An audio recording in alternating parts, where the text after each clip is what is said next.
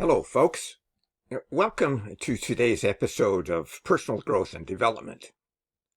Hi, I'm your host, Richard Fontenay, and in this episode, we'll explore a powerful concept that can transform how you approach challenges, setbacks, and opportunities.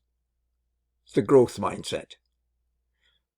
Adopting a growth mindset can unlock your true potential, whether you're navigating personal goals, professional challenges, or everyday hurdles of life. Now, we have designed our talks to be evergreen, practical, and applicable. So sit back, put on your earphones, and relax. And if you're driving while listening to this podcast, please take care out there. Your life really depends on it. And by the way, an easy way to get a copy of this podcast is to copy the transcript in the description below. Now let's get started. What exactly is a growth mindset? Well, it's the belief that our abilities, intelligence, and skills are not really set in stone. They can grow with effort, learning, and perseverance. In contrast, a fixed mindset holds the belief that our talents and abilities are static. While a fixed mindset can cause us to avoid challenges because of fear of failure, a growth mindset encourages us to lean in, learn, and grow. Let's talk about some of the benefits of embracing a growth mindset. First, there's adaptability. People with a growth mindset are more flexible and open to change. Take, for example, Sarah, a marketing professional who faced a sudden shift in remote work. So instead of resisting, she embraced digital tools, upskilled in virtual collaboration, and thrived in that new setup. And secondly, there's resilience. Setbacks aren't roadblocks. They're stepping stones. Think about Thomas Edison, who famously said, "I have not failed. I've just found 10,000 ways that won't work." And thirdly, another benefit is lifelong learning. Now, there's always something new to learn. Consider Alex, a retired consultant who started learning how to put his business online, proving to himself and to others it's never too late to learn and grow. Now, how can you start cultivating a growth mindset? Well, here are 3 practical strategies. Number 1, reframe failures. See them as lessons and not as evidence of inadequacy. Take Emily. Emily was an entrepreneur who first startup failed. Instead of giving up, she analyzed her mistakes and pivoted her strategy, and her second business became a success. Every challenge is a chance to grow. Secondly, embrace challenges. Every challenge has a chance to grow. Think of John. John was an athlete who lost an important championship. And instead of quitting, he used the experience to refine his training routine, and he came back stronger. And thirdly, stay curious. Ask questions. Seek feedback. and keep exploring. Remember Maya. Now, Maya was a student who struggled with math.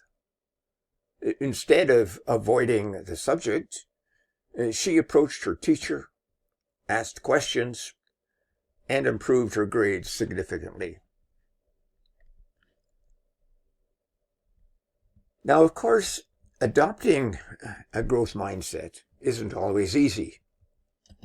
Self-doubt can creep in, and criticism can sting.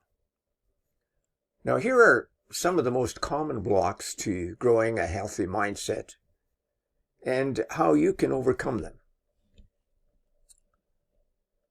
The first is recognizing self-doubt. Now, self-doubt often sneaks in as a voice saying, you're not good enough, or you'll never be able to do this. It can paralyze you, making you avoid challenges or quit prematurely. So how do you overcome self-doubt? Well, acknowledge self-doubt as a natural reaction, not a permanent truth. Use affirmations like, I'm still learning and growth takes time. Or reflect on past achievements to remind yourself of your ability to overcome challenges. Journaling about small daily wins can also help reinforce a positive mindset. Secondly, dealing with criticism constructively. Now, criticism can sting, as I mentioned earlier, and many people take it personally, seeing it as an attack on their character or ability. Now, this reaction can lead to defensiveness or avoidance, rather than using feedback to grow. So how can you overcome criticism? Well, shift your perspective on criticism. Instead of asking, why are you being so harsh? Or why are others being so harsh? Ask yourself, what can I take from this to improve? Practice active listening and focusing on actionable suggestions within the feedback will help you. And over time, you will use and view constructive criticism as a gift rather than a threat. And number 3, and this is a biggie, fear of being vulnerable. People's fear of vulnerability prevents them from admitting what they don't know or asking for help. And this fear often stems from perfectionism or the need to always appear competent. Now, just recently, I've had a conversation with someone who experienced this being vulnerable fear. So how do you overcome feelings of vulnerability? Well, recognizing that vulnerability is a strength. It shows courage and a willingness to grow. Start small by sharing your learning process and with trusted colleagues or friends, and reframe vulnerability as an opportunity to build deeper connections and gain new insights rather than seeing it as a weakness. And fourthly, there often becomes an impatience with the process, particularly these days. And sometimes people expect quick results when adopting a growth mindset. When progress feels slow or incremental, they may lose motivation and revert back to a fixed mindset. So how can we overcome impatience? Well, understand that growth is a journey and not a destination. So set realistic small goals. Celebrate incremental progress. For example, instead of mastering a skill entirely, focus on improving perhaps just 1% per day. Then reflect regularly on how far you've come.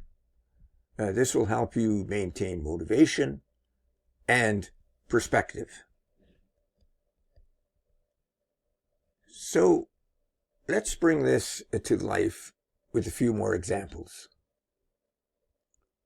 In business, Jim launched a product that flopped. So instead of giving up, he gathered customer feedback, made adjustments, and relaunched his product successfully. I recall, for instance, offering a product that did not work. The timing was not right for it. And rather than giving up, I waited and then relaunched the program at a time when I thought it was right. And what happened? It flourished. At work, Mark was an IT professional. He volunteered for a stretch assignment involving a new software system. And through trial and error, persistence, and sound project management, he mastered it and earned recognition for his expertise. And in life, Sophie was an amateur pianist. She struggled with a complex piece of music. Instead of quitting, she practiced daily and broke it down into smaller parts, and eventually performed it beautifully. So a growth mindset isn't just a nice idea. It's a game changer. It shapes how we approach problems, relationships, and opportunities. So here's the challenge for you. Think about a recent setback or a challenge you faced, how you reframed it, and how you can reframe it as a learning opportunity. Share your reflections with us on Facebook or drop us a message below. We would really love to hear how you're getting along. Now, thanks for joining me today for our personal growth and development series. Now, if this podcast resonates with you, share it with someone you think can benefit from a little mindset boost. And please don't forget to subscribe for more personal growth and development insights. And next Wednesday, we'll discuss limiting beliefs, what they are and how to overcome them, plus much, much more. And by the way, did you know we have podcasts on Mondays and Fridays? Each discusses business, work, and life in different ways. On Mondays, for instance, we explore speaking from the heart. Now, these podcasts deals with spiritual matters with a gospel thing. On Fridays, we discuss affiliate marketing on our other channel, Affiliate Marketing with Richard. I hope you can join us on those days. So let's meet again on Monday, Wednesday, or Friday. We'll see you then. Bye for now.